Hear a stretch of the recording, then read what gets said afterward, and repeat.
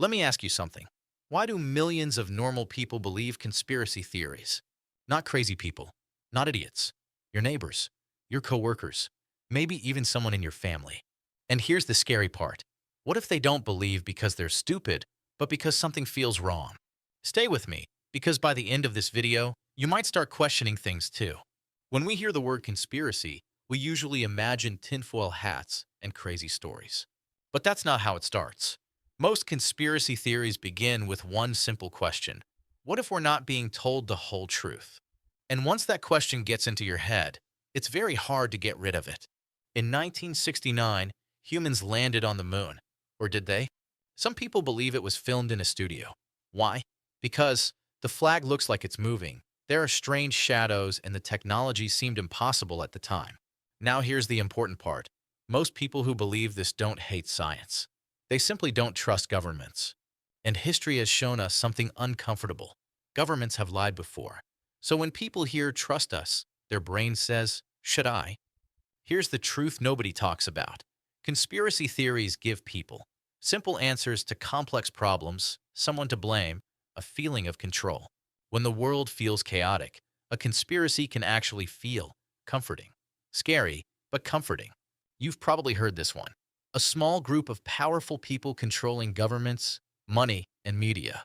Sounds crazy, right? But then people look at billionaires, political scandals, corporations controlling information, and they think, what if power is more concentrated than we're told? Again, not proof, but doubt. And doubt spreads fast. Before we continue, be honest. Have you ever thought, something about this doesn't add up? If yes, write, I have in the comments. I'm curious how many of you feel this way. Another big one. People believe media manipulates emotions. News only shows what benefits someone. Social media controls attention. And here's the uncomfortable truth. Media does influence behavior. That's not a conspiracy. That's psychology. So when people jump from media influences us to media controls us completely, that's where reality and paranoia mix. This is important. Many people who believe conspiracies are intelligent, curious, skeptical. The problem isn't intelligence. The problem is too much information mixed with fear and mistrust. Our brains are not built for the internet age. Here's where it gets dark. Once someone believes one conspiracy, it becomes easier to believe the next because the brain starts thinking in patterns. Everything becomes connected.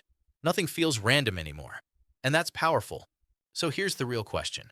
What if conspiracy theories exist not because they're true, but because people don't feel heard?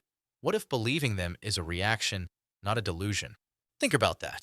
If this video made you think, give it a like. If you enjoy topics that make you question reality, subscribe. And write in the comments. Backhand index pointing right, which conspiracy do you find the most disturbing? This is just the beginning.